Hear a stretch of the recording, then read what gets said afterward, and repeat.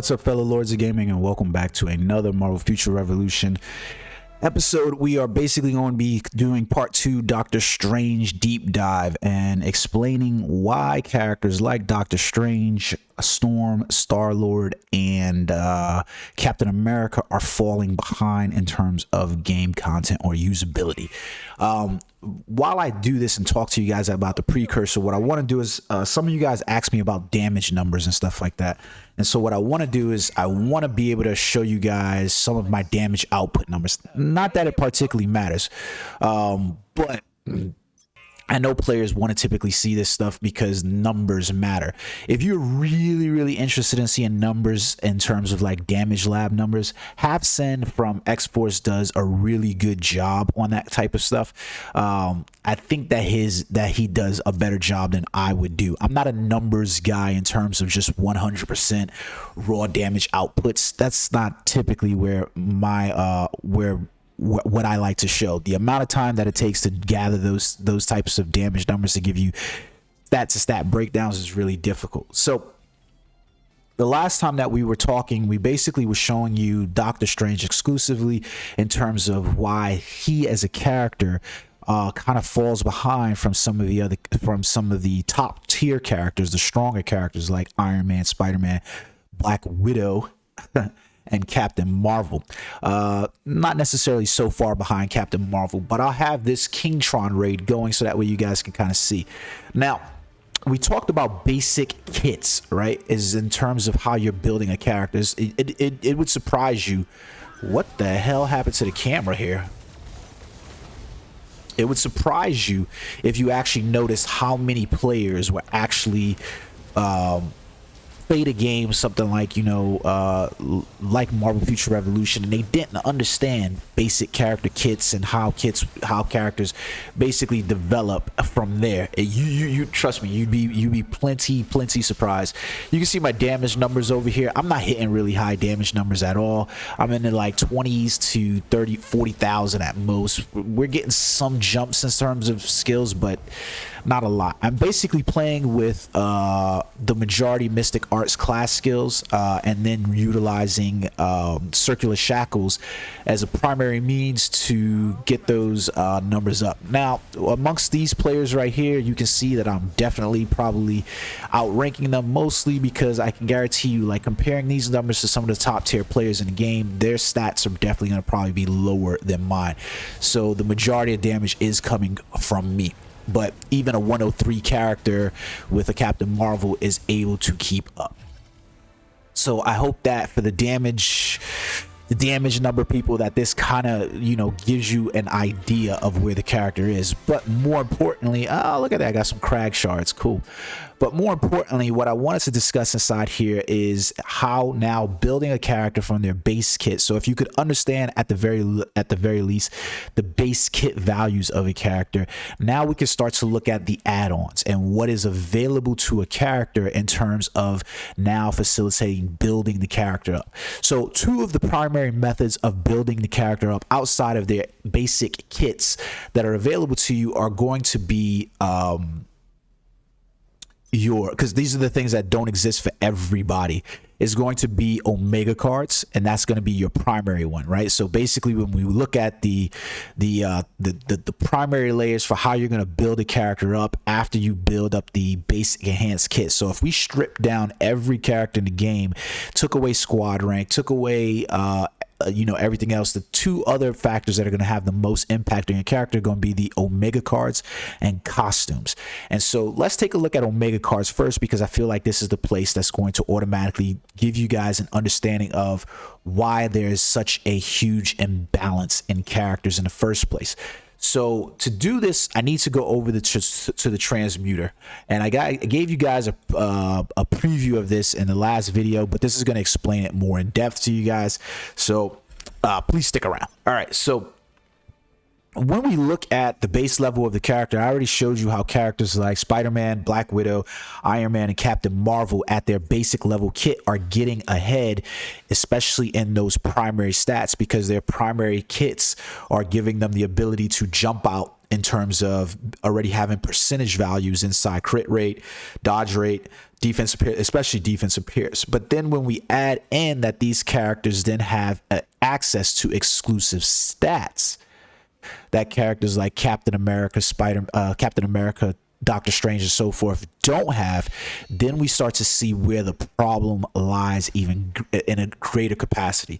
So for instance, I like to compare Iron Man because I really do believe Iron Man is probably at the top of the totem pole in the game right now in terms of overall powerful characters. And if you notice on his exclusive stat, Iron Man has two stats that are really, really good. He has defensive pierce and total damage. Total damage is definitely one of those skills that you want to raise to, if you're one of those damage guys, right? Where you're like, you asked me to see damage stats, then you want to take a look at total damage and max damage rate in terms of boosting those stat numbers up. Crit rate, crit damage, total damage, max damage rate. But notice that he also has defensive pierce on his cards, right? If you were to take a look at Black Widow, she has defensive pierce. And just for you guys, because I know it sounds funny, I know that the skill is called defense pierce, and I am saying defensive pierce, so I know that I'm saying this wrong, but defense pierce is part of her kit. If we were to look at Spider-Man, we could see that defense pierce and supervillain damage is part of his kit. If we were to look at Captain Marvel, we can see defense pierce and supervillain damage is part of her kit. Meanwhile, if we look at stats overall on the exclusive side for other characters, we can see Captain America, his guard damage and his critical damage decrease is something that's there. Well, this is great, but how great really is it? Because yeah, he's not getting hit for a lot of critical damage and he's doing more guard damage, but that's not a king stat. That's not a stat that matters as greatly as it seems to matter in the game overall. Defense, pierce, dodge rate, and those skills would matter more. If a character can't hit me, then I don't care about the critical damage that they're able to do to me. Dodge rate is better in that sense. If I can pierce through a character's defense, then I don't care about the guard damage that's there. This kind of sets Captain America into a support role because basically he's able to deal guard damage to break through that character, so that way characters with defense pierce can then do even greater damage numbers, right? So if you see a Captain America on your team, he's essentially going to break that guard damage and he can tank that character and stand in front of that character, but alone he's not going to boost up his numbers in any great way. He's just going to be there to facilitate more damage happening to other players around him. So if you were in a solo situation, fine, great. That means that now I can tank a character at a solo level far easier, but I'm not going to be able to do as much damage as a character like Iron Man jumping in with defense, pierce, and total damage on his stats. It's just not there. So then we were to look at Spider-Man, the same thing is there. But if we were to look at Doctor Strange, he then has ultimate gauge recovery and cooldown decrease. And this is what I'm putting this in because this is, I think Doctor Strange is the middle ground for players. Let me be honest. Obviously, it's the character that I'm playing, but he also serves as the middle ground for players understanding why the imbalancing of the characters is happening at such a great rate. We see that Doctor Strange's two abilities that he has here is ultimate gauge recovery and cooldown decrease. Well, if you watch the previous video, you could see the problem with these being stats that he has. Cooldown decrease is a nice ability if all we were worried about was cooldown. But since we're worried about stamina as a secondary layer to how we're casting skills, no matter how high I increase my cooldown, I am still going to be limited by the availability of skills that I can actually cast. So at this point with cooldown decrease, there's a cap. There's a point of diminishing returns for where that cooldown actually matters. Because if my cooldown is getting my numbers so low, but my stamina recovery is not keeping up, then there's really no point for me to max out cooldown. And unfortunately, that's the place that we're in with a character like Doctor Strange. You can get his cooldown numbers to be extremely low and get those skills literally on a state where you can constantly cycle them out. But I can't actually cast the skills because of the stamina cost. Being limited to 100 stamina doesn't give your stamina recovery enough time to regenerate, so that way you can actually cast those skills. So most of the time the cooldown is working and your skills are up and ready, but you can't cast them because even if you max out stamina recovery, there's not enough stamina for you to cast all these skills. It's a problem in terms of design and implementation for what they did. You put the character in this place where it's just bad. Having a skill like ultimate gauge recovery is also bad. It's also bad because when they nerfed a Doctor Strange's skill, and it was really only reflective inside PvE, because that ultimate gauge skill does very little damage. It does very little damage, and it's escapable, and it's a point, even if you're using inside PvE against bosses and stuff, where Doctor Strange is susceptible to damage and attack and interruption.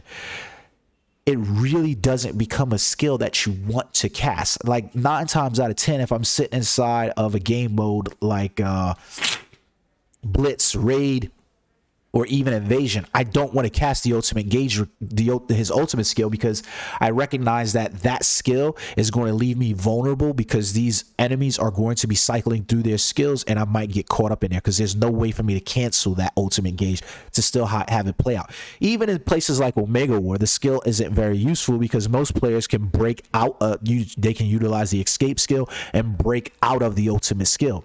They also reduce the damage, they reduce the radius of effect on it. So even in terms of crowd control, they've made it very minimal in terms of use. It's just not a good skill. It's really more of a control skill, but not a damage dealer. So there's not a lot of reason to use it. So basically, in a sense, you almost have 2 wasted stats for Doctor Strange inside of here. The only ones that you would necessarily be looking to utilize is PvP damage increase or PvP damage decrease, which, you know, at this point in the game, Doctor Strange is not a real PvP contender. And if you're really not interested in PvP, which there's only really 2 modes, you know, you're either playing Omega War or you're playing Dimension Duels, and do you want to invest that heavily in there? Well, you can rotate certain cards. So for instance, like Captain America, on this card, I already have a Captain America card in here that I'm utilizing, and that one already has a PvP damage increase. So on a card like this, I'm going to try to re-roll for, instead of it saying PvP damage decrease, I'll try to re-roll this for cooldown or something, just so that way I have it for later use or whatever. But you can see I'm already using PvP damage increase. So you're seeing how, in a sense, with just the costumes, with the Omega cards alone, we're now actually helping players that already have those base level kits get out even further ahead. Because, for instance, say that you were to go inside here, right, and you would have 6 cards equipped, and each of those 6 cards had where are we at? Each of those 6 cards had defensive pierce. So you were able to equip defensive pierce to your characters on 6 of the cards. At base level stats, that means that you're getting about 36 to 40% defense pierce at base level stats on your character. That means you could essentially get halfway to max capping a stat like defensive pierce.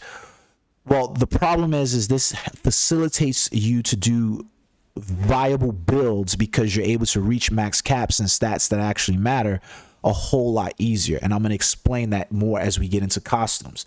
It'll be the same thing with like super villain damage, because obviously that means that you're now defensively, you're increasing your defense pierce and you're doing super villain damage. And now if you collect cards, I basically have an effective measure here of not having to switch out cards, because if I'm using defense pierce, that is good regardless of whether I'm playing PvP or PvE. So my PvP damage increases and things like that won't really matter to me. The only stat that will change up whether or not you're going to use it is basically like, if I got defense pierce on a card, cool, no problem, I can keep that card rolling. If I got PvP damage, PvP damage decrease, increase, or super villain damage on a card, then I basically decide that I'm going to unequip this card when I'm playing PvE, or I'll equip this card when I'm playing PvP. Like, does that make sense to you guys? I hope that it does. If it doesn't, write it down in the comment section below and I'll address it. But So overall, we're basically allowing characters to cap out on stats at a far easier rate when we have these as exclusive stats on their skills. Essentially, defense pierce should have been a skill that was available to all characters across the board. But since it's not, we've literally created an imbalance inside the game mode, right?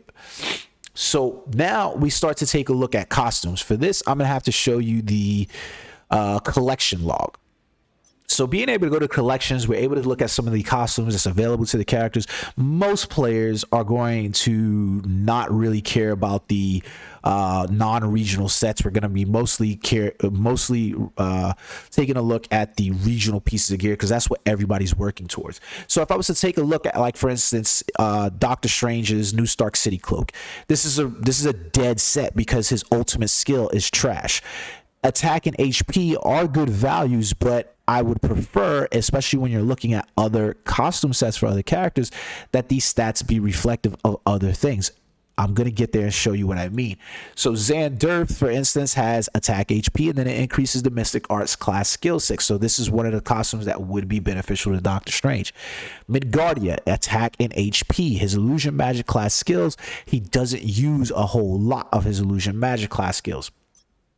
Sakaar, attack and HP, Touch of Ashanti class skills, and then we go all the way down here to even taking a look like it's Hydra Empire, attack defense, Mystic Arts class skills, and then we get into Dark Domain where we get attack defense, illusion magic class skills, and then Savage Shadowland, which in my opinion is probably going to be the best uniform for Doctor Strange, especially if you are a PvE player. Defense pierce, supervillain damage decrease, and Mystic's art class skill +6. Doctor Strange's special costumes,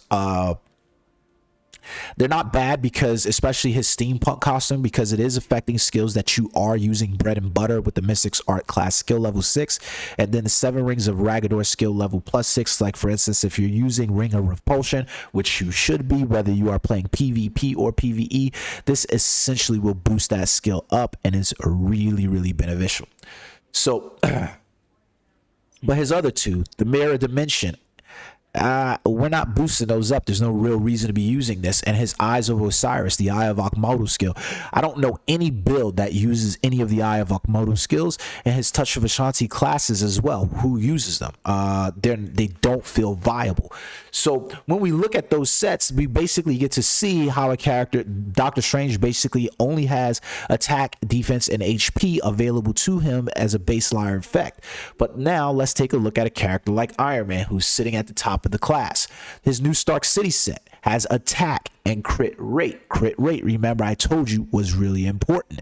His ultimate skill is definitely highly viable. His Xanderth set, again, has attack and crit rate. Crit rate, being able to max that stat out, is highly beneficial.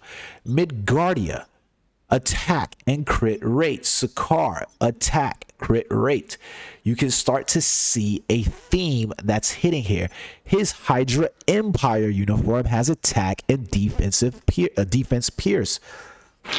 So not only am I able to gain 36% at a bare minimum on his cards, but when I stack up the defense pierce at a bare minimum on having 3 of these sets, I'm now able to hit about 40. So now I'm halfway there at base levels between costumes and badges there. And if I was to choose one of his other uniforms, crit rate matters highly. Being able to max that stat out matters greatly. I'm able basically to receive benefits in terms of getting to the caps on stats that actually matters. When I look at his Dark Domain set, I think this was one of the sets where we again got attack and defensive pierce. And the really funny part about this is Dark Domain set changed up the skill level from being weapon cartridge to repulsor energy class skills, which is still beneficial for Iron Man, because when you look at the way Iron Man's built, you're using some of his tactical, his weapons, and his repulsor energies in terms of varying builds and viability. I think Half Sin has one of the better. Half Sin and Godslave have the 2 best Iron Mans in the game. So take a look at their skill builds, and you'll start to see how, you know, neither one of their builds basically ignores you being able to either use repulsor energy class skills, weapon cartridges class skill, or his tactical satellite class skills. Like, they're all viable inside the character. Meanwhile, we look at Doctor Strange and there's not a lot of viability in terms of those skills. Then we get into his special costume. His Savage Shadowland was the one I think wasn't really that good because it had defense and super villain damage on it. I don't really think that's going to be the build for you. But we know King of Kings right now for those skills is basically his attack and extra firepower skill level weapons cartridges. Those are, I think that's his King of Kings skills because I believe Godslave and use those skills inside their builds. So you can basically see what I'm saying here in terms of like a character being able to cap out on stats between costumes and between costumes and Omega cards. A character is literally able to get out the gate at a faster start than a character like Doctor Strange, Captain America, or whatever. So like let's finish this up by taking a look at like Spider-Man, for instance. Spider-Man has dodge rate on his skills, which makes sense because Spider-Man is a dodge type character, right? Meaning, you know, like, hey, look, I want to actually have dodge rate on Spider-Man because dodge is king on him, and Spider-Man does suffer a little bit because of attack. But if I can make those things up because defense pierce is on my cards, because defense pierce is on my uniforms, because those stats are part of the base level kits, then it's just gonna help me out even more. You see what I'm saying? So like, I'm two of the major stats in the game, I'm able to look at other characters that basically are able to receive those stats at base level and put them on their uniforms without having worry. So I'm halfway there. So Hydra Empire, not good for Spider-Man, right? Savage Shadowland, not too bad for Spider-Man. We could use Savage Spider-Man there, and then we could see the same with his attack, Rise of the East, and so forth. Depending on like your skill set, you're able to use these special classes. Now, I don't really care about the special costumes so much because those are whale efforts. You are basically going to be able to only achieve the status of these by major whaling efforts, because yeah, you might be able to receive these special costumes by, you know, spending less than a certain amount of money, but you ain't nanoing these costumes at 6 stars without really whaling out. That's the truth of the matter. So like these are dead items in terms of your majority of your player base. But so between costumes, between Omega cards, we see how at a base level stat, right, we were to look at Spider-Man, Captain America, or Spider-Man or Iron Man, Black Widow, or even Captain Marvel, and compare them to other characters where we say, hey, these characters are operating at a base level on their enhanced kit ahead of other characters, you know, like Captain America, like Doctor Strange, like Storm, like Star-Lord. They're already at a base level because of their potential inside their kits. They're already ahead. Well, now I add on the secondary layer of the characters to go, hold on one second. That character's not only ahead because of their dodge rates being on there. You see what I'm saying here? The dodge rate is on there. That's 2.77% dodge. It doesn't look like a lot, but it's still getting you there to being able to max cap that stat, you know, that dodge rate stat. The dodge rate stat over here being at 3.12 with this over here as well. You know, the dodge rate once again being available. Now he has status effect accuracy and status effect resistance, and it plays out on him because he does have web cocooning skills and stuff like that. Not necessarily that you're going to use those inside the build, but it's important to recognize this.